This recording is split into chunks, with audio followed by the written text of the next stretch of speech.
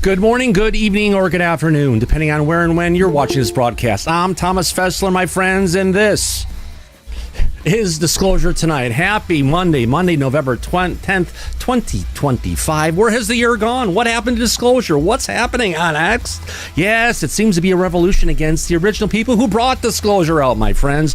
Yes, the crowds out there aren't the happiest, and it's not really the nicest place to go anymore. So on that note, let's go ahead and jump in and figure out who in the heck is in the audience. Before I do that, I want to go ahead and welcome our dear friend Shelly Montgomery, and thank you for that $19.99 super chat. We appreciate it greatly. Who else we have out there? I see Amiga Rules, April R. Coleman, Christine Lynn is here along with Digger Dog. We have Eliza Teal, Everson, Firefly, Frank Cathell, Gray Hair Discoveries, J Cat, John, Justin's here along with Cap K and Kelly Broad and those piercing blue eyes. Good to see you, Kelly. Who else we have out there? We have Michael Dymock, Mr. Joey Beema's Cuss Out, Nate Luz here, along with Roni Deal, Rough Reddy Sam, and Scooby Dooby Gooby is here. Who else we have out there? We've got Shelly Montgomery one more time. Screensaver from NHH. Oh, the troll is back. Tech Tactics is here, Mike. Tenbrus Anima is here along with the Chromosome Cowboy. We got the Turtlehead, Twin Case Land Cruiser, Vern Dude, Wasteland Wanderer, Wendy Joe is here, Woodrow Smith, and Yellow Tommy Tanker, also known as Andy. How about that, Mike? Would you look at that? Would you look at that? Hold on. Where's that?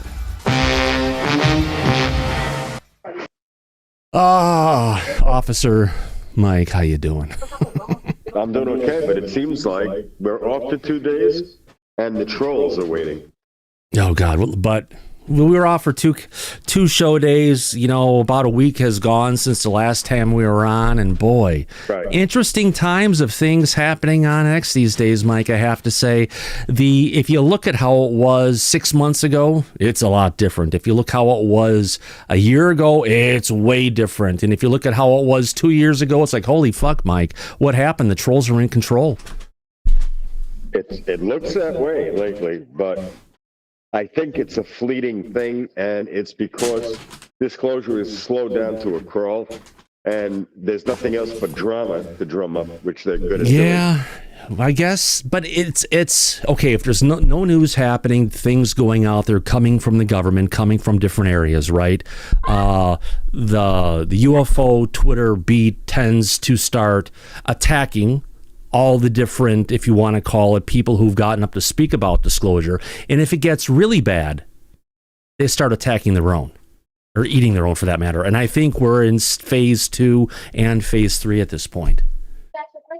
Right, because if they have no content, then they create drama, like a Jerry Springer episode. We've talked about that for years now. Oh, yeah. That's usually how it goes, Thomas. Yeah, it certainly is, my friend. It's one of those times we have to take a look at and just wonder what is going on out there. Why have things slowed down so much? Well, number one, the government's been in recess, so anything that could be happening with the House of Representatives, who was the primary pusher for Disclosure, has been shut down, for 42 days? Yes, it's the longest in U.S. history. Yeah, and it's going to be continuing at least until Monday, if not later. But on that note, I heard LaGuardia got shut down. There were other airports that were, I think Chicago O'Hare was running with a 6-hour delay on flights. Thanks, Chuck. We appreciate it. Cheers to Chuck. All right, let's move on and get things going here. All right, where are we at? Well, you know, I've got a mishmash of different things. If anyone missed the news, we had a death in the family, and we had 3 more days of celebration, or if you want to call it ceremonies for my father-in-law. Wish him his best. It's always a tough time, but it also is a great opportunity to come together with the family. And it's like one of the things that was obvious, Mike. You know, you have a decent sized family. And it's a shame that so many people who can have such a time together only come together at funerals. So that's one thing I'm going to try and help change in the future. That's actually a good idea, Thomas. Yeah. It's unfortunate that under, bad circumstances is when everybody usually gets together. It should be a normal routine, not an unfortunate set of circumstances. Right. Should be coming together to celebrate the lives, to celebrate the births of the new kids, marriages, birthdays, different stuff, different events in the family coming together. But we'll see if we can, make an adjustment and get it there. It'll be a good thing. It is a good thing. Yeah, absolutely. Now, if I could, we got one thing that's just at the top of the news, Mike. Where is this at? If I remember, it's here somewhere. All right, and one of the top stories before we get to our top stories of what's going on, the War Zone is a pretty. Oh, sorry, Moose is a very reputable. If you want to call it organization, website that covers stuff on what's going on in the military, especially with disclosure sometimes. Apparently, is there's something going on with Israel and Iran that I missed? Because it sounds like Iran is ramping up as another potential war with Israel is looming. Not to my knowledge. I know that Russia recently had some imports into Iran the other day. But I didn't know that this was gearing up towards another war with Israel. Right. Neither did I, my friend. Neither did I. Where is this at? Let's get into it. One of the first things that we wanted to get into and talk about today, Mike, is 3i Atlas. There's been a ton of disinformation put out there. That's the stuff that's not true. And there's been a lot of misinformation spread. Those are the people who believe the shit they're putting out, right? Right. As saying it's true. You know, what have we heard lately? That it changed speeds going around the sun. That's false. That it's apart. I believe they said it broke apart and blew away today, but I don't think that's verified, is it? No, of course not. Yeah. So there's a lot of people manufacturing stuff to get the news, to get the scoops and everything out there. Let's take a look at this. I got a document up here from Astro Right, who kind of put some stuff together on this. Let's get into this. Come on, let me zoom this up a little bit. Oh, great. You are not a document or a page. Oh, shit. Oh, fuck. I just screwed up my viewer chat. So we're going to go old school style today, Mike. It gets to have the outlets, the small names and everything.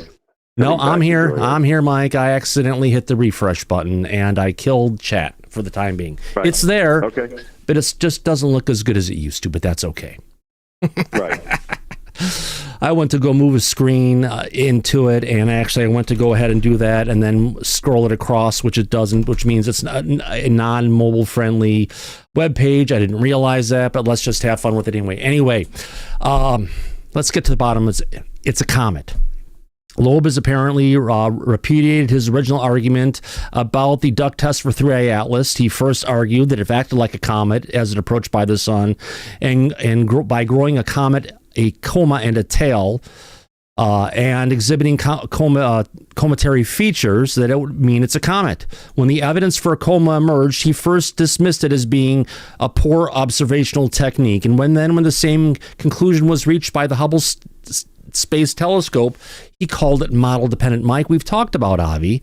We actually did a story about Avi when that was learned from Tyler over at the Total Disclosure podcast. That in his conversations with Tyler one-on-one, Avi had admitted that it was, in fact, a comet. A natural object. But yes, he was going ahead and using this as an opportunity to throw it out and to try and get $1 billion in funding for his from Congress program from Congress. From our taxpayer dollars, he was trying to get $1 billion of. Yeah.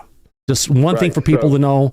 Lots of comets, Mike, are anomalous. The first thing to understand about comets is that no two seem quite alike. Planetary scientists have an expression: comets are like cats. They have tails and do precisely what they want, meaning they don't obey any consistent rule of behavior, except that they have tails. And even having tails is now known not to be a rule. Indeed, this is why Karen Meech named the tailless comet Manx. There's actually something called Manx comets, Matt. They're also called as dark comets, Mike. Very interesting. So there are comets. There have been comets without tails, but it's not like it's never happened before. People of the world just seem to forget. Well, again, like we talked about earlier, since disclosure has slowed down to a crawl, they're going to make up drama and they're going to put out rumors because they don't have any actual content to talk about. So 3i Atlas has been in the news cycle, so they're jumping on that bandwagon. Yeah. It's a It's shame. nice that we could dispel all the rumors from fact. Oh yeah, we're trying. They're trying, my friend. Yeah, We're just trying to get know. this set up. All right, let's go ahead and move on from this if we can. Yeah, so we just want to dispel the rumors. It's not a spaceship. It's not dropping off probes. It's not going to crash into our sun. It's not going to change its path and try and collide with Earth. Just enjoy it as a potentially a comet, as they said, which doesn't play by the rules, because apparently my comets don't do that on a regular basis. Right. Like you said, like cats. Yeah. Or herding cats, for that matter. Right. Which is even harder. Correct. But if you've got the can opener, Mike, and they're trained, you can make them do whatever the heck you want. Especially if they're hungry. Now let's get into this one. All right. In an interesting turn of events, we all love Rick Doty. He's a great gentleman who's been on the show many times in the past. And he came under the attack from the same trolls who have been going after us, RPK and Tupa, and their crews, their hate crew, we'll call them. They call us the hate crew, but no, they are truly the hate crew. But let's get into this. Gritter is someone who, out of nowhere, unexpectedly put out a let me go to full screen on this, bring it down, bring it back up in a bigger window so we can go ahead and take a look at this. He put out, let me put this here first, an apology to Rick Doty, saying that I want to formally apologize to Richard Doty and the Central Intelligence Agency for my actions over the past 16 months. I gave in to peer pressure from the cell of insurgent debunkers, RPK and Tupa, working to undermine the integrity of this community. The PSYOP was coming from inside the house this entire time, and I've only realized the truth now. I love my country. Now is the time to honor our heroes. For men like Rick Doty are fighting every day for each and every one of us. From now on, I stand side by side with the patriots of Disclosure. I guess you could call Rick, if he's calling Rick one of the patriots of Disclosure, we're talking Hal Putoff. We're talking a bunch of people who've been doing this for so long now that are coming under attack. I guess we could call it the left, because it sure as hell isn't the right. Yeah. That's about right. Yeah. And I've got a letter here that he had put together. Brian, you have something to say? Come on up. Yeah, just real quick. I would call Rick a patriot of a disclosure. You know, there's certain things that he's done in the past that he's talked about, but we've had many of hours of talks with Rick in the back chat, and even in private, I see nothing to lead me to believe otherwise. Yep, absolutely. You know, a lot of people have a lot of things to say, Brian. And not all the times they say 100% of things, what comes out of there is exactly what you're going to line up to your belief complex. But it's up to you and the viewers out there to go ahead and either buy into it or not buy into it. It's viewer choice, right, Mike? Yeah, it's entirely up to the individual to accept or not what they choose. Right. And it's kind of like if you look at the commentators that they have on Fox News or CNN or any of the major broadcasts out there, you have people who are on one side of the conversation, and a lot of times you'll have people who are on the other side of the conversation. Rick is in one particular place, but it's not like everyone is being mandated that you have to do it. The only thing we ever ask from our audience, Mike, is in the chat and such to treat people who are on the show with respect. It's not much to ask. That's it. No, not at all. So if we get into this letter here, this is something coming from the Central Intelligence Agency, dated March 19th, 2009. I wish they would have had this stuff earlier, as when the request was approved for release April 2nd, 2010. Oh my God, that's freaking over 15 years ago? Yeah. Where has time gone? All right. This responds to our undated letter appealing our January 15th, 2008 determination regarding your FOI, your Freedom of Information Act, FOIA request for records on Richard C. Doty specifically. Come on. Oh, it's not going to let me do it. You appealed to our determination to deny you information based on Section C of the CIA Act of 1949, which exempts from disclosure, quote, the organization, functional names, FOIA titles, salaries, and numbers of personnel employed by the agency on the basis of FOIA exemptions B1 and B3. We also note that you are requesting all information on Mr. Doty, not just that information which applies to the use of his services or the employment of the individual. This agency release panel considered your appeal and directed that through the search be conducted, which resulted in the location of a responsive material. During a telephone conference with a private member of my staff, you indicated that Mr. Doty is still alive and that you were unable to obtain a privacy waiver for him. Therefore, the ARP determined that materials is properly classified and must be protected for release based on the FOIA exemptions B1, B3, and B6. Therefore, in accordance with agency regulations, the ARP denied our appeal. For your information, agency regulations are set forth in Part 1900 of Title 32 and the Code of Federal Regulations. In accordance with the provision of the FOIA, you have the right to seek judicial review of this determinations in the United States District Court. So basically, Mike, what we've got coming here from Dolores M. Nelson, Executive Secretary for the Agency Release Panel, is kind of saying, Rick's still alive, and we're not going to release any documents about him. Is this coming because people were challenging that Rick was actually in the military, serving time for the federal government? Yeah, not serving time, but putting in. He was active in government intelligence, and they wanted to verify that, and they thought that he was not being truthful because of his past. But then they got this FOIA release and this letter stating that his information can't be released to them because he's still alive and it's an intelligence matter. So right. It confirmed what he had said all along. Well, that's a good thing. Let me fix this. I'm just typing something here. Rick is someone who put in his time, and sometimes when you're given jobs to do things, it becomes a job. And it may not be the results of what you want, but sometimes when you sign off your name to be a part of a 3-letter agency or such, or part of a military organization, the choice isn't up to you. Right. It's a matter of duty and employment, and that's what Rick did for a long time. Yeah, give me one second here. Almost got this. 2.5 rem. Okay, got the names fixed. All right, let's go ahead and move on. So, yeah, Rick is someone who's been around for a while. We wish him the best. And, it's a shame that when his wife was in the hospital, there have been rumors going around out there about him getting... Actually, I think Rick made statements about this, that Tupa and RPK were calling the hospital when his wife was going through brain surgery. Right. Harassing them. Summer. Right.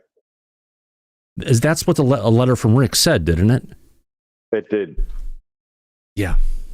Yeah, he wasn't happy about that, and it shows that the trolls can take it into civilians that are not public figures and not active in this community. Yeah. And that's crossing major lines. Yeah. It is. It's a line that was crossed. I mean, come on. Your wife is in the hospital getting brain surgery for cancer, and they can't leave the poor guy alone and have to bother him and his wife in the hospital. That's just the lowest of the low. I agree. And it's behavior like this that is the reason why action is being taken to stop any and all behavior like this moving forward. It's harassment, 100%. No matter how people want to look at it, it's cyber trolling, it's cyber harassment. It's something that just, come on, no decency. Right. No wonder why he left the community. Right. He has enough to deal with at home with what his wife is going through. Yeah. And he doesn't need to be subjected to this for no reason. He No. is a patriot. He did serve his country Mhm. honorably. So he's entitled to that. And not to be subjected by harassment for no reason, and his family in the crossfire. Yep. Let me go ahead and get this here. All right. In our next piece, since we're talking about the trolls and things out there, Mike, and what's been going on there, interesting stuff happening these days, especially in the area. Now, back in time, you were part of a group on Signal that was originally started by Ivan. That had has a lot of the, if you want to call it, UFO influencers or people who have live streams in different shows, or reporters and other such who are all part of this group. Or members of government, former and current. Oh yeah, former and current. Oh yeah, I forgot about him. Members of current members of the government. Yeah, different agencies who were a part of this, and they would talk about things, right? Privately, yes. Privately, but if they talked about that stuff, you were prohibited. You were controlled from talking about that information anywhere or even acknowledging it publicly. Right. Behind the scenes, you could, but publicly, you couldn't say anything. Yeah, that was off limits. So they wanted private conversations to remain private. Right. Which just sounds like something's not right there. And actually, Mike, despite you inviting me saying, hey, do you want to come into this? Do you want to be a part of this? What was my answer? Right. No. And that was because I didn't want to do it. Not even close. Because you didn't want to be censored. That's right. why. Exactly. I didn't want to be under someone else's thumb to have stuff that I would hear about. And even some of the things, Mike, that people were hearing about was almost being discussed on X, but you still couldn't talk about it. Otherwise, you risked being kicked out of that group. Correct. Now, if we look at back at the day, there was someone who was around on X for a while who did he get attacked by the trolls and he left? I think he did. Well, yeah, because they actually doxed his wife, called her job up, and tried to get her fired. Right.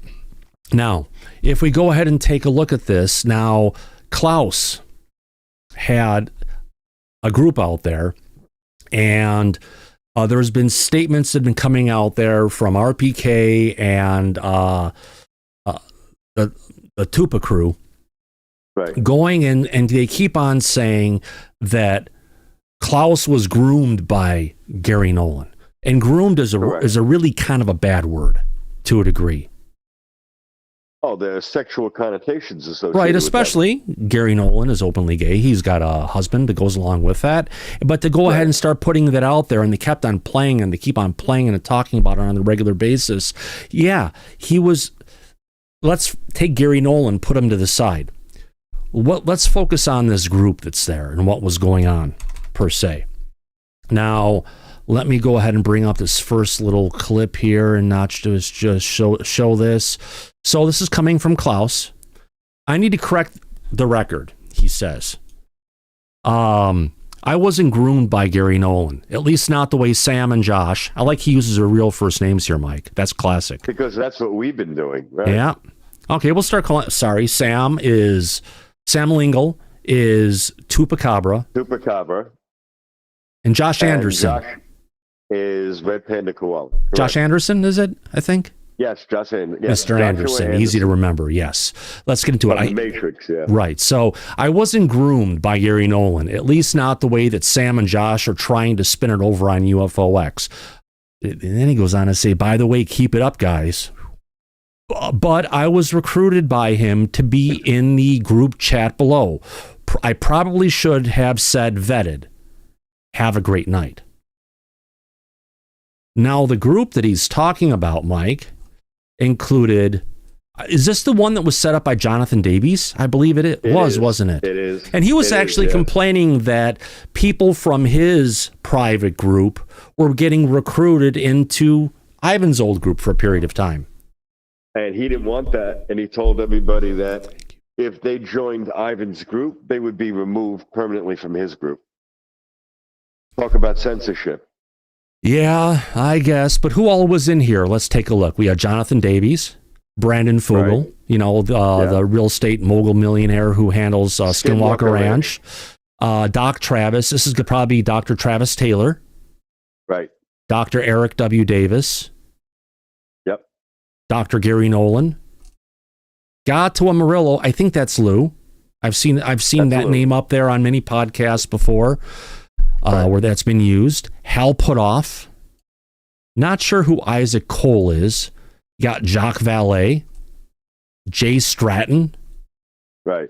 Anybody else? Keith Basterfield is a really well-known someone who's been doing, I'm not going to call him ufologist, but he is a in-depth reporter who's been researching, let's call him a UFO researcher to that degree, from Australia. Dr. Right. Kit Green. Leslie Keane. Yeah, Chris. Yep. You're going to say about Chris? Christopher Kit Green. Yeah, Yes. exactly.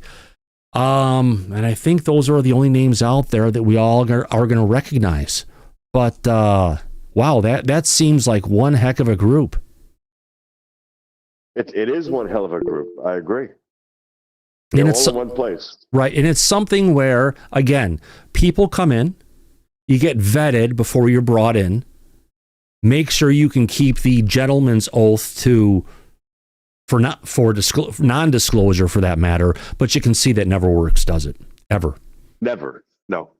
Look at Lee. Look at Sawan. Right. Look at others out there. You know, you expect someone's going to follow behind it, and they never do. Nick, you have your hand up, my friend? Please be right. Yes. Did you see that video in which people from Belgium claimed that there were like drones over the power plant, a nuclear power plant? Did you see that video? Yeah. No, I might have it in my list of things. Do you have a copy of that? Do you have a link to that video? Yes, I do have the link, but I can't send the back chat. Do you have the back chat there or no? If it's not on, I'll turn it on. Give me a second here. Where in the hell do I turn that on? It's on. Go ahead, send it. Okay. Yeah, that's what Google Chat looks like when I bring it open. I can't see it. I can't see the back chat. Sometimes strangers, and I don't know why. It should be there. Are you on a mobile phone?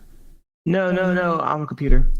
It's turned on. Let me get in here for a second. Damn it. Let me get there. Can you see it now? I just put a message. Yes. All right, you got it. Yes. Thank you very much. Oh, let me look at this first before I go pick it up. Actually, I'll go pick it up and then let's see if it's going to let me get it in here easy. All right. Talking about the drones is on our list, and we'll get there shortly. All right. Yeah. Hybrid attacks taking... I don't know who TVP World is. I need to double check and see where this is possibly coming from before we can get to it, but it's something we can get to. Thanks for that information, Nick. Appreciate it. So, Mike, back to talking about what's been going on. So, it was Jonathan Davies' group. He's talked about it openly. The people who were part of it, never, if you want to call it, it probably. Well, here's the thing, Mike. You have a group like this. The truth is eventually going to come out, isn't it? Eventually, yeah. So it's out. At one point. So we know about it. Yeah. There's a group where all these people, but now everyone is attacking everyone who's in this list, including Hal Putoff, for being part of the control system. Well, that's not true, because a lot of these people that are in that group have been bringing disclosure out to the public, like Lou. Yeah. Yeah, they have. Like Jacques Vallée. Like Hal Putoff. I mean, why attack Hal? I mean, how old is he? Is he like 80 years old? Oh, yeah, he's up there. Not a spring chicken anymore. No. Unfortunately, he's not. All right, let me get back to this and see what else we've got going on. Yeah, there's a lot of stuff happening. I'm just trying to get caught up. It's been A hell of a week. More than a week. Yes. All right. There's been a lot going on, All both right. publicly and privately. Right.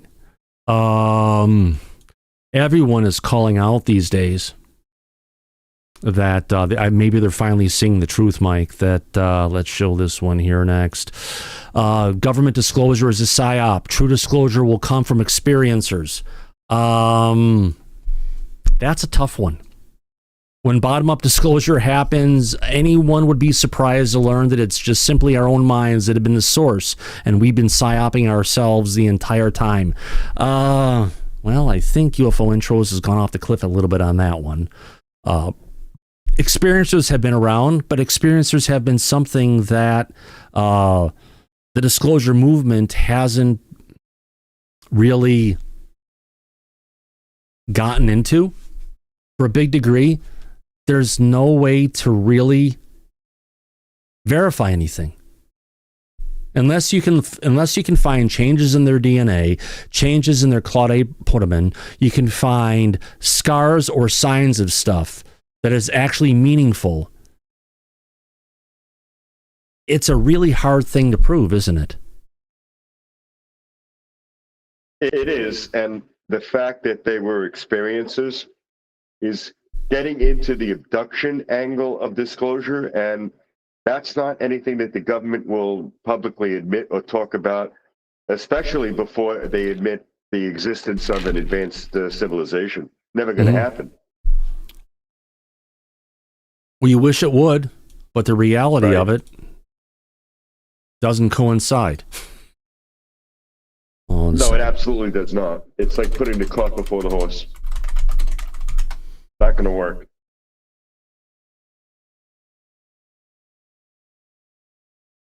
All right. So, yeah, we'll see where disclosure goes. Let's. Oh yeah. Who would have thought this, Mike? We covered a lot of stuff going on in the United Kingdom for this matter. The BBC was allowed to misrepresent the risk posed by COVID to the most people to boost public support for the lockdown. Are you surprised?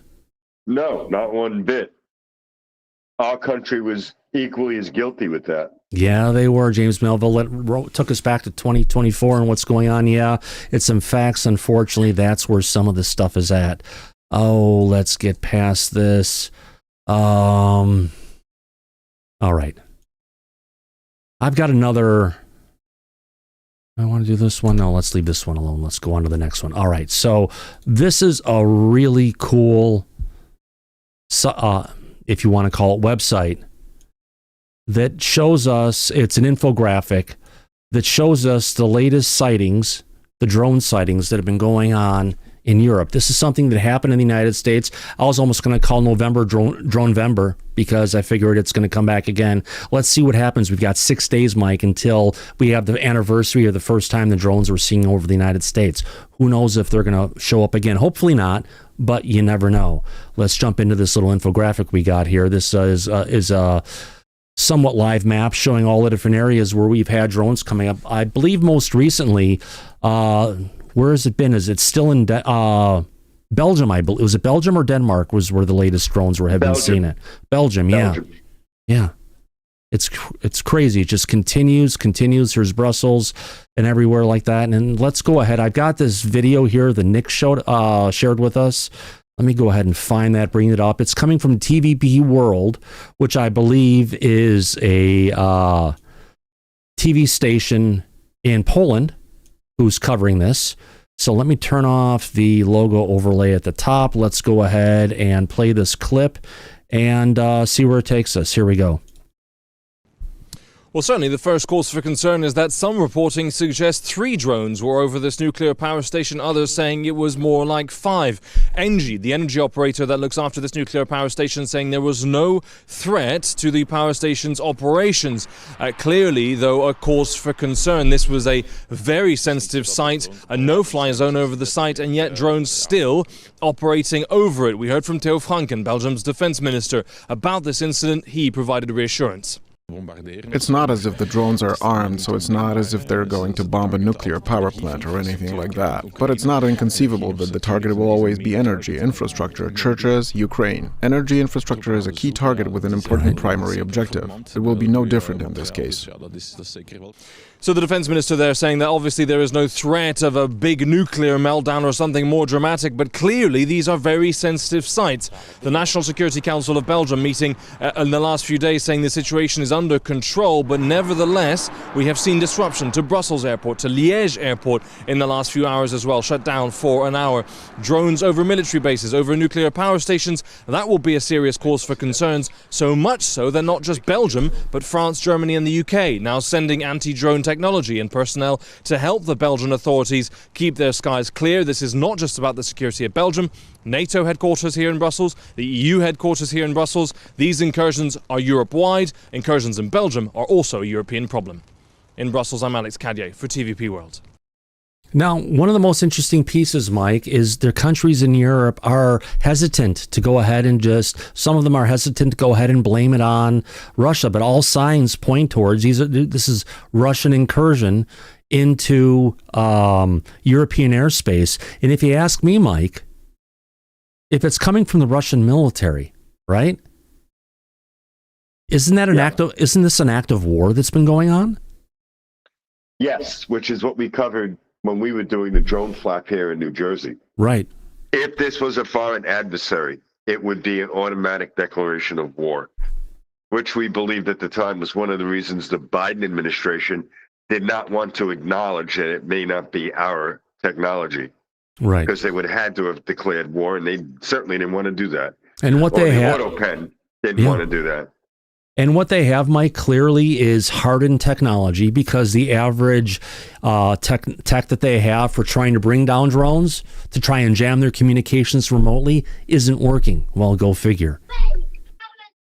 Right. The same thing that was happening in the United States, same thing was happening initially over in Ukraine. But, although the United Kingdom is taking and sending their anti-drone technology to Belgium, is it really going to help? Because if we remember last time, Liberty Astro, you're in the chat right now. We were covering your coverage of what was happening at Lakenheath and Mildenhall and the different military bases within the United Kingdom, and they had no ability to bring this stuff down. So, or track what's the point? Right. They couldn't track them. They couldn't bring them down. And it seems like it's the same situation right now in Europe. Unless they're bringing out portable radar to try and image these things, you got to remember, jet fighters fly low over foreign lands. Why? So they're not picked up by radar. If these things are flowing low enough, Mike, coming in, moving out, different stuff, they'll never get picked up by any traditional radar. So what people can say, we can't see them on our radar, it's because radar has limitations. It's looking for craft that flies higher in the air at much faster speeds. Right. And we already know that these are slow-moving objects compared to regular aircraft. Mm-hmm. So they could evade detection because of how they're operating. Yeah. That's true. Fly low and you'll be fine. Okay, I want to thank Shelley Montgomery for that super chat. And of course, what's not a comment? Orbs and drones. That's true. Thank you very much for bringing that up. Yeah, it's the drone thing it's a situation that not a lot of people, even in our back, are talking about today, Mike. We'll see where it's going to go. Do you think they'll come back to the United States? They may. It's a distinct possibility. We know that even though it's died down in the reporting, that there are still anomalous drone sightings all throughout the United States, including one in September, a couple months ago, in New York State. Right. That was videotaped. They're still active, Thomas. They haven't completely gone away. That's true, and it comes down to go ahead and finding the truth. Nick, your hand is up again. What say you?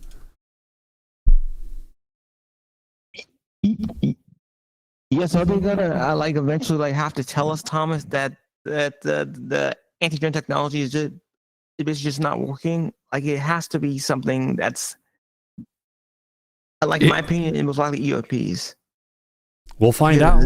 We definitely will find out in time, Nick. But it comes down to they're not exhibiting any characteristics of a non-human intelligence craft. That's the biggest problem. They're moving around like they're human craft, and because we're saying we can't bring them down with our latest anti-drone technology, that just shows we're dealing with someone who's a little bit more advanced than we are, or the Europeans are for that matter, and they've got cutting edge tech, and they figured out how, probably using our own stuff against them, how to harden their hardware. We'll find out though. I'm happy to see. Yeah. All right. Thank you very much. Mike, you there? So, but getting back to the drone map, yes, they're all over Europe at this particular point, but it's a matter of just watching it over time, and more importantly, watching what's going to happen in the United States to see if we're going to be seeing any more drones as the time goes on. And if we do, we will definitely report it and cover it for the public. Oh, gosh, yes. Absolutely, my friend. Absolutely. Would you look at that? Jay Anderson just joined us. All right, let's go ahead and get back into here again. All right, I'm still closed on the wrong window. Let's get this up and see where we're at next. What else do I have in my bookmarks? All right, we've talked about those trolls. No, I've got that. All right. So one of the things we've got coming in is there has been, Mike, a number of not that one. There we go. There have been a number of solar flares and coronal mass ejections that are on their way to planet Earth at this particular time. If I go ahead and bring up the latest infographic coming from the Space Weather Prediction Center, I believe. If not, it's from one of those similar. Let's go ahead and bring this out. You can see if I go to the start of this, you can see that we've got an initial coronal mass ejection coming across here. At the same time, this is a coronal stream coming from one of the big coronal holes on the front of the planet. And as that moves along and initially hits us as part of the coronal stream, we're already in a bang. This is amplifying that bang. And then here comes one. Here's two more, followed by a third one. And beyond that, there's another fourth one that was launched today that's coming towards our planet. There is a concern about, this is Earth here, if I didn't show it. This is the sun, and these are all of the solar sun, if you want to call it, part of a large solar storm that's coming towards our planet. Now, I do have an initial clip here from earlier today from Suspicious Observers. He'll be talking about this and other news. Let's go ahead and bring this one up, and then we'll be back after this short break here, after this short video. Here we go, everybody.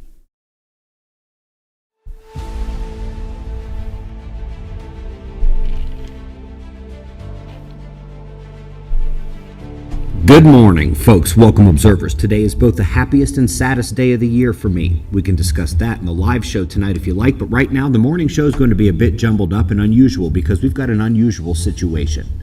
This is the endless spiral from NOAA showing the CME that was supposed to arrive last night and didn't, it's late, and the CME from yesterday morning's X-class solar flare expected tomorrow night. And then Hold on, wait a second. Hold on. Oh, that is, never mind. It was the same image. I thought I had the wrong image up top. Sorry about that, folks.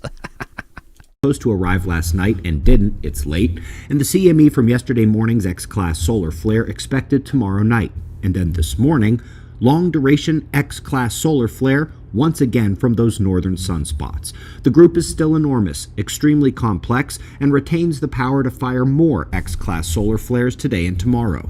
The eruption began just about 900 UTC time, largely before daylight in the Americas, and ionized the upper atmosphere quite efficiently, degrading radio communications in the region. And when the polar area lights up here on the D region map, that means the solar flare struck an interplanetary magnetic field connection between the Earth and the Sun, and high-energy protons were accelerated to relativistic speeds, and Earth is already in a polar proton radiation storm here this morning. Hopefully, this line stops going up at such a steep angle. And the eruptive component. After the flare, you see considerable plasma motion in the corona, even a bit of plasma helically wrapping around that same nearby filament as yesterday. But the broader signature tells us a CME bigger than yesterday's has erupted, and the very first coronagraph images have now been updated. I've been sitting here about an hour waiting for them. Full halo, denser than yesterday's, and this one might catch yesterday's as well. The top story in tonight's live show will be any forecast or Enlil updates that come out today. A multi-strike solar storm is on its way to Earth right now. The only other quick note I have, folks, tornadoes are not normal in Brazil, but they have been increasing lately. While our favorite academic snowflakes want to blame us and heat, the convective atmospheric potential energy responds dramatically to solar activity through the global electric circuit, especially at the nearby South Atlantic anomaly, and Earth's magnetic field is weakening protection against that solar activity in the ongoing magnetic pole shift, which is the explanation for why their tornadoes are increasing. Folks, the PDF of our 8th book, the latest textbook, is on sale now. Everything about how the sun impacts the Earth and the disaster cycle unfolding now. The winter tour begins in less than 3 weeks, 5 cities in 5 months, and it's a masterclass in kickstarting your survival prepping. Dr. August Dunning is on his way to Colorado for the premiere of the documentary this weekend and the final Pole Shift Conference of the year. Several other family and social events are going to close out the year at Observer Ranch, but those also always have a better chance for one-on-ones with me.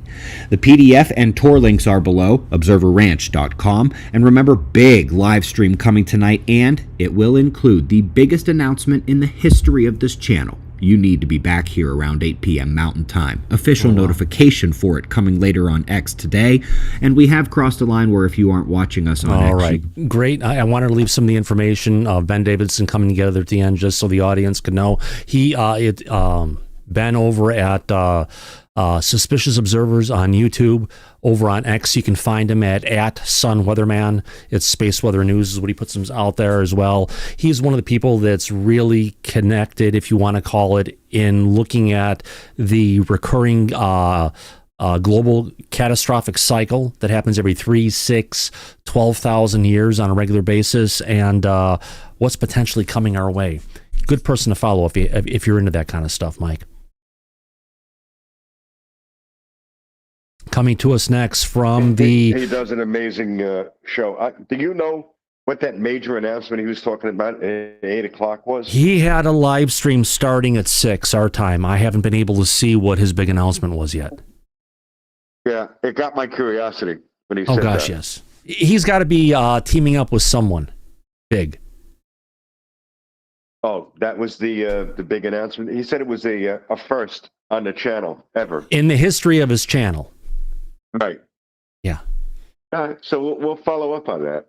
Really quick, I want to thank Liz W. Thank you. Great education. Thanks, Thomas and Mike. I'm glad you appreciate the science and UFO news. Granted, what the fuck happened to Disclosure? It's not quite happening right now. There aren't a lot of things going on, so we're going to be covering Disclosure when it happens and news from it, but also we've got a bunch of other stuff we'll be diving into, more like solar news catastrophes and a whole bunch of other stuff other people aren't dealing with. We'll leave the ancient pyramids to other people. Well, absolutely. All right, getting into this. Coming from the UAP Reporting Center, who spoke with a trusted contact in the intelligence community during the so-called drone invasion, Dronevember last year. And what he told me that night never left my mind.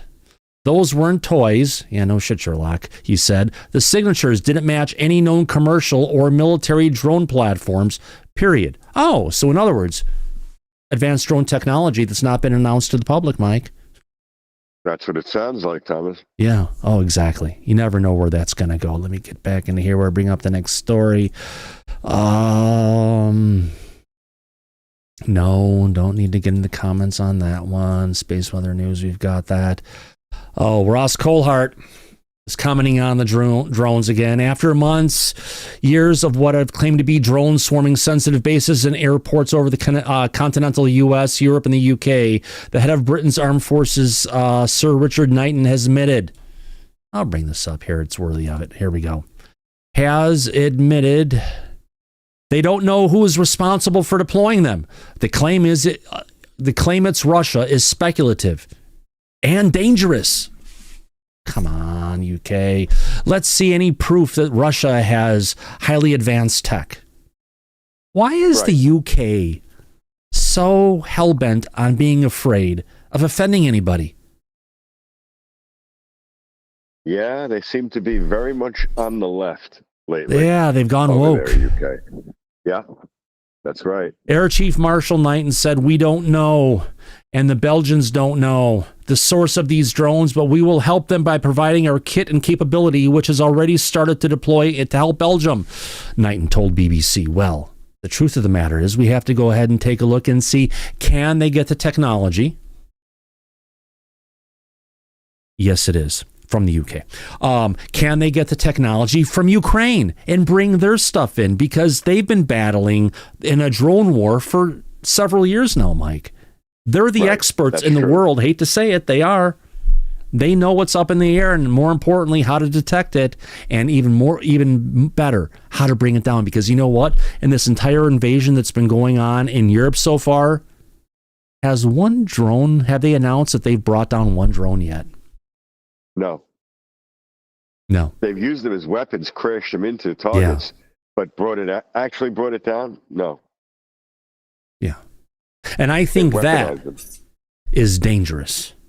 Not knowing who this is and being able to bring not one down. Don't they have those, remember the old rocket launchers used to have the SAMs to go ahead and bring something? Don't even use those anymore? Jesus Christ. It's like all the good armories they should have for protecting Europe. Oh, that's right. They didn't spend it on protecting Europe. They spend it on social programs and importing and replacing their citizens. Right. And in putting laws in where if you go on social media and post a comment, you can be arrested and sent to jail. Yep. Well, I do have an interesting clip here from Gene Sticko, who's in the audience. Oh, good. Calling them mapping UFO and UAP corridors.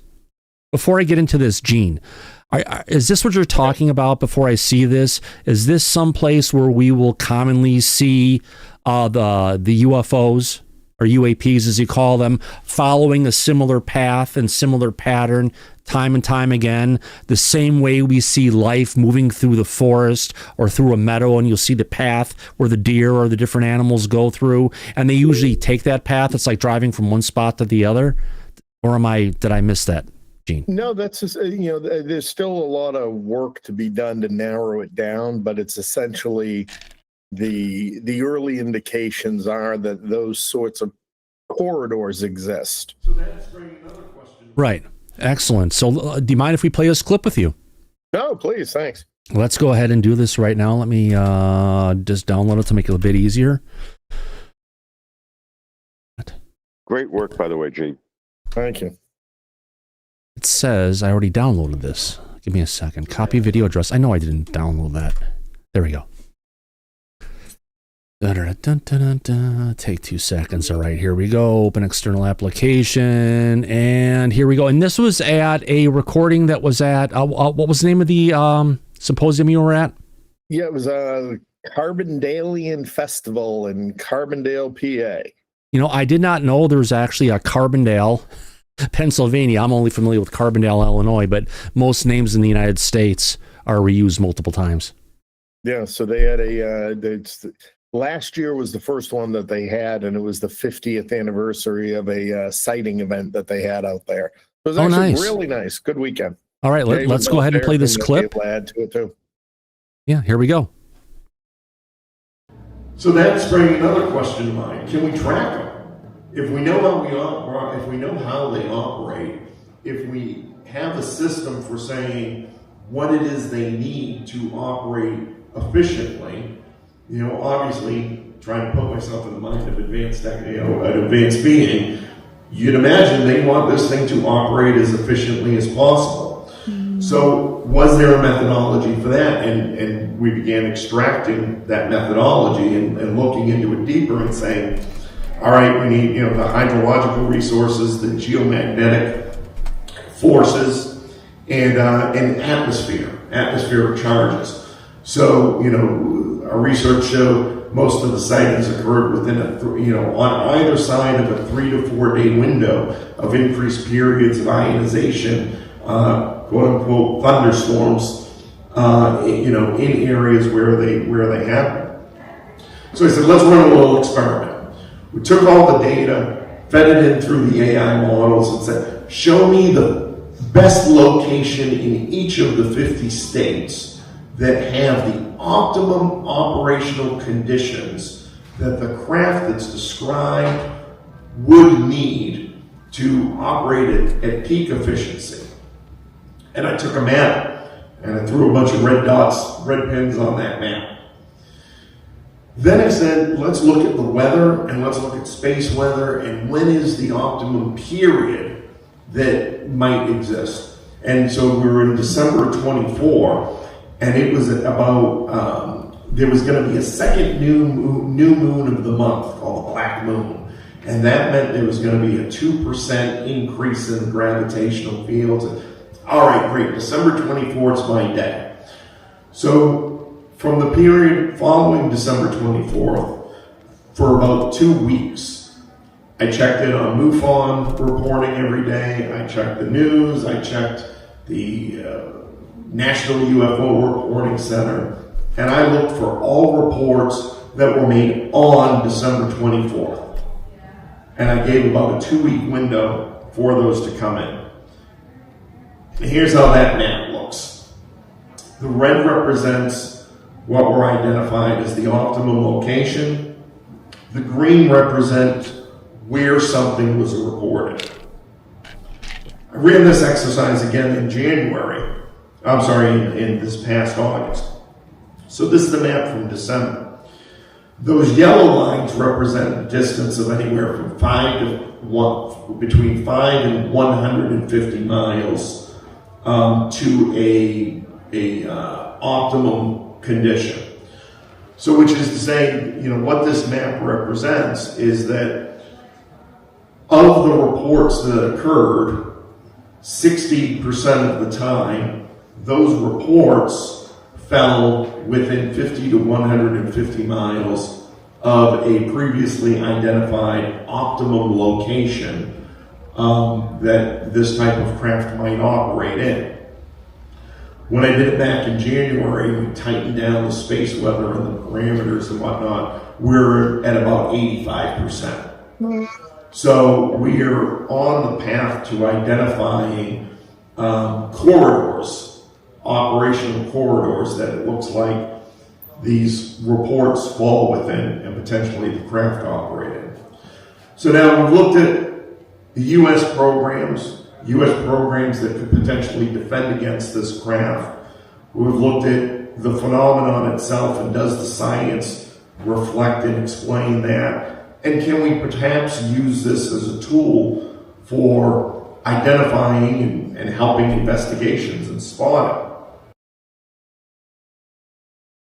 Interesting conversation, Gene. Thank you for allowing us to share that. Are any questions from the audience? Throw in all uppercase or anyone in the back. Gene, I appreciate your sharing this with us. Yeah, anytime. Jay was there. I don't know if he had anything to add. Jay, go ahead. Yeah, I was just going to say, yep, I was there right in the front row with Gene's wife, and it was amazing just how he put all the pieces together very nicely in the presentation, and it was very easy to follow, and it was just, it was right down the line, like from his father-in-law's research, and it was brilliant. It was brilliant. And it seems like it's a hybrid melding of what from the research, but taking that research and applying it to things that are happening today in the United States, which is phenomenal. Yeah, and like especially with like when he started talking about like prevention measures for UAP craft to operate, like what are we doing to prevent them from operating? And then he got into that, and that was a whole nother level for me to think about as well. Like, wow, they're military bases around these places, so they lay stuff on the ground so the craft can't operate optimally. Right. Now, one thing that I've seen on video before, and I've got copies of the video around here that I got from Tim Senor in the past, is actually from here in the Pacific Northwest. We've seen physical craft or a chevron-shaped flying not that far behind, like 737s that are heading to Seattle Tacoma Airport, probably from about 20, 25 miles away. Not only do they have that, sometimes they'll be running in tandem where you've got the chevron-shaped craft, and you also have a circular, like an orb, moving along with it. Now, in addition to that, we have stuff that we saw near McCarran Airport, I believe, in Arizona about 8 months ago, where there was a plane who I believe was coming towards the airport, leaving from the airport, and there were 3 orbs, not circling around it like Ash and Forbes style, but literally 3 orbs following not that far behind the planes. And the only thing, this kind of relates back to Gene's theory of them following paths. Potentially, not only are they finding paths for them to follow on a regular basis, they've learned what our technology limitations are. And if they get close enough to the radar echo of a larger fixed-wing craft of human origin, like a 737 or potentially larger, it masks their visibility. And that would give them a good reason why a lot of times that we're seeing these non-human intelligence crafts following along in our if you want to call it airway corridors, where we follow paths on a regular basis. And I would say also, Gene, that a good thing to think about also would be everybody's always worried about air safety. What about the Americans for Safe Aerospace? If they know the corridors the UFOs are operating, they avoid it. Or because I know one was heading into, I guess, New York and hit something in the air. They think it was a drone. That's what they said, but it left significant damage to the plane. That was a balloon, actually. Plane. That was a weather balloon they hit about a month ago, right? Oh, did they? Yeah, they figured out it was a weather balloon. Okay. Find out. Okay. Well, they always blame stuff on balloons or swamp gas. In the air traffic controller audio, you can hear them. They're like, "Oh, we hit something. We're on our way back," but I didn't know they investigated further. They finally figured it out with the air platform. The company came forward and said, "Yep, that's one of ours. You took it out. Thank you." Lovely. No, that's what but I agree, Jay, in principle. You know, the idea of how it how or if it intersects at all with air safety, is important. And I just, I think this is something, if we can tighten down the predictability, and again, I'm doing it, these first couple of passes have been the ideal locations in each state. A lot of these ideal locations match with traditional historical hotspots, which I found was interesting to be, on that level. But if I start getting down second, third tier levels, start corroborating and correlating any of the public data that's available on airplane sightings, we might really have a chance at putting together a useful tool. Yeah, very useful for them to use, especially if you have planes and, Americans for Safe Aerospace will be, they would be happy to probably get with you on this and help out as far as the corridors, because that would help them immensely. Right. But the corridors that they're in, Jay, it's just the regular flight corridors you have. It's the regular flight patterns. And here's the thing. Majority of the time, I'd have to say the planes aren't going to see them, because the planes only have radar for weather that's only shooting out from their nose cone. They only have a limited area of visibility. So if these things are trailing behind as they're flying along, the planes aren't going to have any ability to see them. Our radar won't pick them up based on their technology. Visually, you can see them. But if you have a camera that can see down to negative 60 degrees Fahrenheit, Celsius, you can actually then see them. And that's the only way you can do it, because apparently we've heard from other scientists recently that that's the operating temperature of these craft, negative 60 degrees Celsius, which is crazy. But there's got to be a reason, because that helps them be invisible to the human eye. Gene? And I looked into that a little bit some time ago when you had mentioned that. And, I started looking at those reasons, and that starts getting into this whole structured vacuum aspect of how the craft operate and move between the structured vacuum, and that's likely what causes it, and the thermonuclear power system. So that would be an ideal temperature. Negative 60. Yeah. Oh, wow. I had no clue. Did you see, Thomas, that they classified the manifesto from the Tesla manifesto? I like to see the article. Well, yeah, that's other news. Another news, but right in the middle of something else. But we'll get to that soon, Nick. Yeah, Nick is bringing up about the manifesto. He's always looking ahead in the broadcast. They've classified the manifesto that was on the person who blew up a Cybertruck outside of the Trump Tower in Vegas. Right, Nick? Yes. They actually classified it, which is pretty weird. They say it's not true, but they classified it. That doesn't make any sense, Thomas. Yeah, they classified it under what? It's a matter of national security. Yeah, but they say it's fake. Which means there's something in there apparently that, well... China does have UFO tech. That basically means... Well, we'll find out. Maybe we'll find out, maybe we won't, but we'll get there. Thanks for bringing that up, Nick. Yes. All right, putting our sights back on UFOs just for a little bit. Let's get this into it. Where am I at? I've forgotten how this damn thing works. All right, let's get to it. Coming to us from the New Paradigm Institute. Yes, that's a place Danny Sheehan calls home these days. There is a vast amount of publicly available information and data from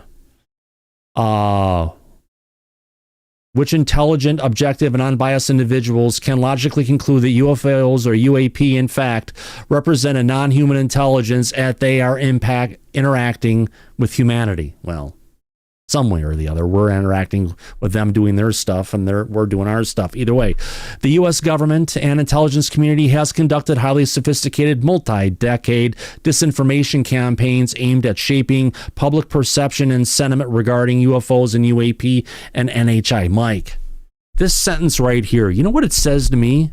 It makes me wonder if this anti-UFO group, the true hate group for UFOs on X, I wonder if they're funded by the frickin' government. Yeah. You never know. Because that's exactly what they're doing. Yeah, they're putting out nothing but disinformation. Yeah. Which is typical of the playbook for the government to try to squash the disclosure movement to the public. Absolutely. Notable examples include the Robertson Panel, Condon Committee, and the Project Blue Book.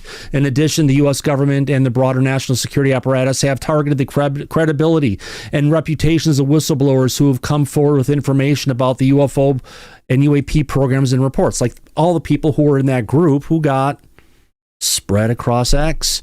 Watch a full dialogue between former U.S. Army Colonel Carl and Defense Aerospace Executive Carl Nell and historian Richard Dolan. Let's see where they're going to take us. Took me longer to get to the video clip, but let's play it. Here we go, folks. There's enough information in the public domain already for smart and objective. Hold on, let me start that again so it's loud enough. There's enough information in the public domain already for smart and objective and unbiased people to sort of come to the right conclusion, right?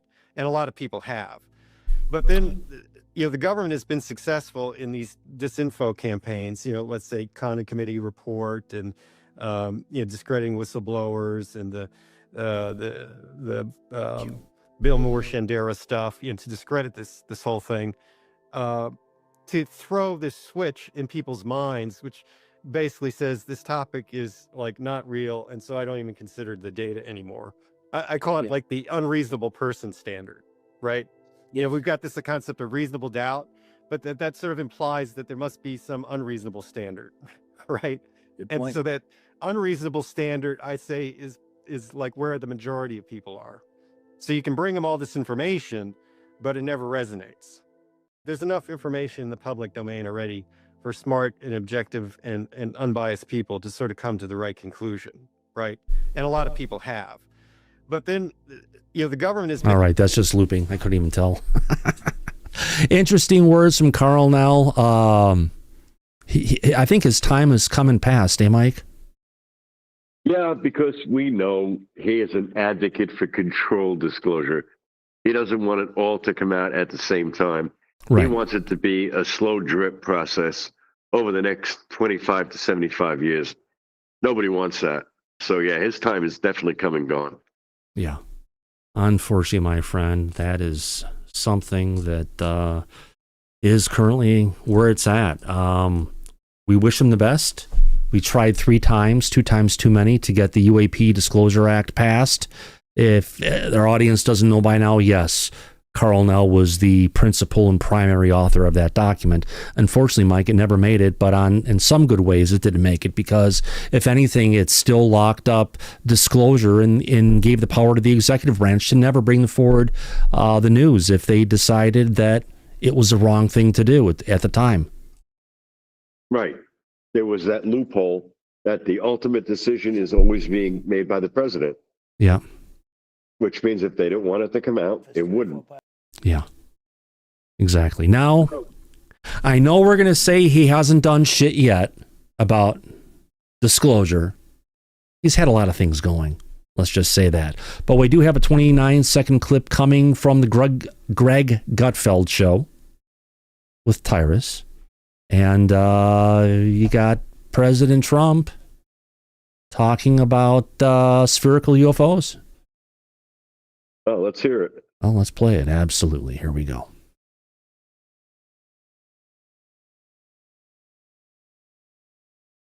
And they were in the Oval Office, 3 or 4 pilots. These are not. Hold on. This is really fucking quiet, everybody. Even I can't hear it here. So I apologize if it's not loud enough, but I will do my best. Here we go. Let's try it again.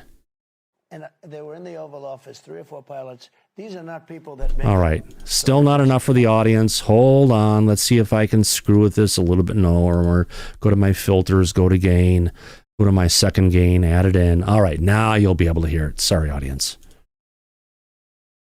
And they were in the Oval Office, 3 or 4 pilots. These are not people that make up stories. These are. They said, all I know, sir, is there was a round object that was going 4 times faster than my F-22, which is a very fast plane. And it wasn't, it shouldn't have been. It was round, sir. They have seen, 4 or 5 guys I've interviewed, solid people, great pilots for the U.S. Air Force, etc. They've seen things that they cannot explain. And they were. I think this is one of the few times, Mike, where not one of the few times, but when he's talking about this, he's not covering it up. He's not saying not anything. He's actually addressing the topic, which it's amazing how a man's demeanor changes once he becomes president. Right. We see a big difference from the time he took office to when he was campaigning. Yeah. So it does change. Yeah. Remember, folks, disclosure is bipartisan. You may not like it for one way, but if we can get something on the other side of the fence, that's what we all want here, irrespective of the party. Hell, at the end of the Biden administration, I was hoping we could get people in Biden's staff to automatically do an auto pen to get us to get the disclosure. Unfortunately, that didn't happen either. All right, let's see what else we've got here. And all right, one more piece. Oh no, yeah, there we go. Okay, coming to us from the Disclosure Party over on X. Here we go. The Disclosure Party has updated its air traffic. The FAA has updated its air traffic control handbook, Mike, to include UAP reporting, which is a significant change that will allow pilots and controllers to document unexplained sightings without fear or stigma. Because if you remember, Mike, going back for the longest time, we've heard that pilots, if they have a sighting of a UAP, they were told to report it to the local police. Right. Yeah, interesting times all around for that matter. Let me get back into here. See if there's anything else. No, not that one. Yes, Gene, go ahead. Yeah, if I could just add in on that, that FAA. This is, that's one of the signals when we talked before about the end of controlled disclosure and moving as an intelligence counterintelligence term of art and moving into transition by design. And transition by design is all about little steps that begin aligning all of the institutions. So if we see this from the FAA, we should, pay careful attention if we start seeing things come out from FEMA or the DOT or some kind of chain reaction, let's say, where more and more agencies begin doing this. And if we, particularly as we start seeing it from, allied nations, so if we see something similar in the UK, that becomes more and more of a signal that steps are being taken towards this transition by design and the big D disclosure, as Steve Bassett would call it. Yeah. That comes from the head of state. Steve Bassett, the guy who's been saying that we're going to get disclosure in the next 6 months for the last 10 years. Yes. we all got to love him. Just never invite him into your house to stay the night because he'll never leave. Oh, we got to have some fun. Mike. Is there anything else that we haven't covered here yet tonight? The only thing I could think about is we discussed before the show what's currently going on in Washington with the shutdown and potentially the stimulus that's coming up. Oh, yeah. I guess $2,000 per head? Yes. Per adult family member with a social security number, whether you're on if you file married jointly, are you still going to get 2 checks for $2,000? Probably. Yeah, I would assume so. Yeah. But everybody for Christmas is going to be receiving a $2,000 check to help out as part of the stimulus that he has put out due to the tariffs. Yeah. The money that he's collected from all the tariffs is going to be given out to each and every one of us next month. And Kelly, if you don't want the money from the big orange man bad, I'll happily take it. Absolutely. Send it in the super chat. Oh, please do. Yeah. You got to have fun with that. Yeah, and supposedly the shutdown is over next Monday.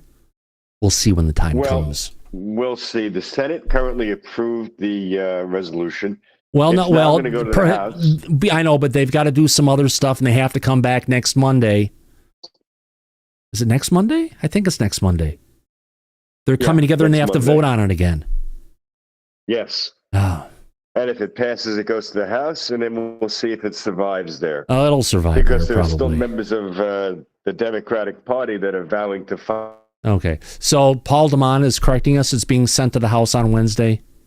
We'll see where it goes. Fingers crossed. I'll take $2,000 happily. And I don't see Kelly pushing back, saying about that $2,000, sending it our way. You should enjoy it. Have some fun with it, Kelly. That's what it's about. Hey, good Christmas present fun. On that note, my friend, yes, I know Nick had some stuff there, but I am about fried out at this point.